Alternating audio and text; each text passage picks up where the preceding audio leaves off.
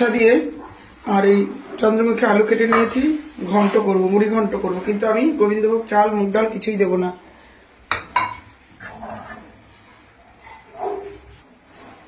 এবার মাছের মাথাগুলো আমি ভিজে রাখি।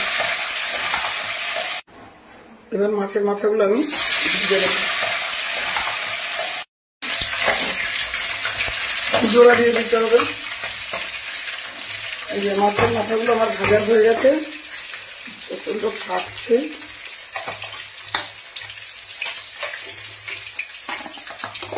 মাছের মাথা কিন্তু ভিনিগার লেবুর রস দিয়ে ভালো করে আমি মাখিয়ে রেখেছিলাম, কেন মাথায় একটা আষ্টে গন্ধ থাকে।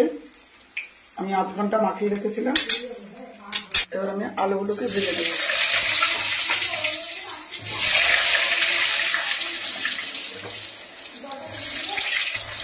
লবণ দিয়ে দিলাম সামান্য।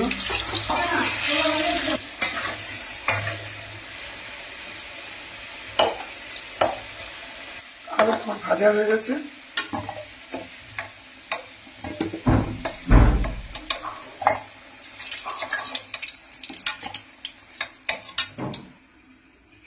এলাচ, দারচিনি, তেজপাতা ফোড়ন দিয়ে দিলাম,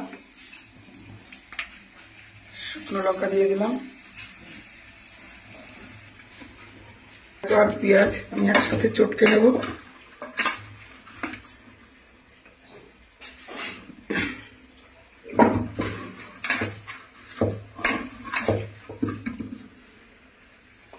দিয়ে দিলাম।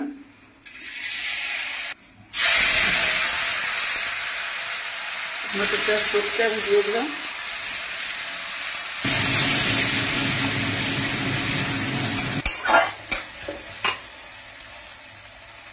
এখানে একটুখানি রসুন বাটা দিয়ে দিলাম।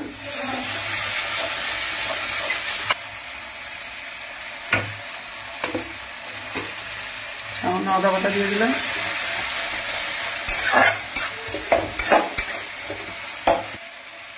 আলুটা আমি এখানে দিয়ে দিলাম। মশলা কষতে কষতে আলুটা সেদ্ধ হয়ে যাবে। এক চামচ লঙ্কা গুঁড়ো দিয়ে দিলাম, একটু ঝাল খাই আমরা বেশি।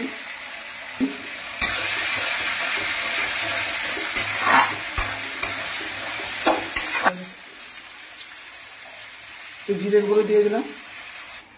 এবার মাছের মাথাটাকে দিয়ে দিলাম।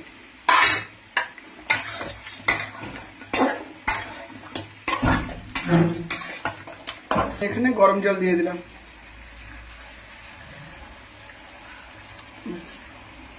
ঘি দিয়ে দিলাম হাফ চামচ,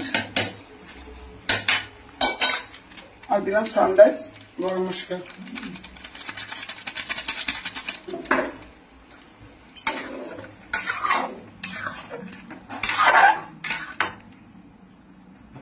মাছের মুড়ি ঘন্ট আমি যেভাবে করেছি এভাবে করবেন বাড়িতে, খেয়ে প্রত্যেকে ভালো বলবে। ভালো লাগলে লাইক কমেন্ট শেয়ার করবেন, পাশে থাকা বেল আইকনটি ক্লিক করবেন, ইউটিউব চ্যানেলকে সাবস্ক্রাইব করবেন। আমার ইউটিউব চ্যানেল নাম শঙ্করী কিচেন, এবং আমার ফেসবুকটাকেও ফলো করবেন। আপনারা আমার পাশে থাকবেন, আমি আপনাদের পাশে থাকবো।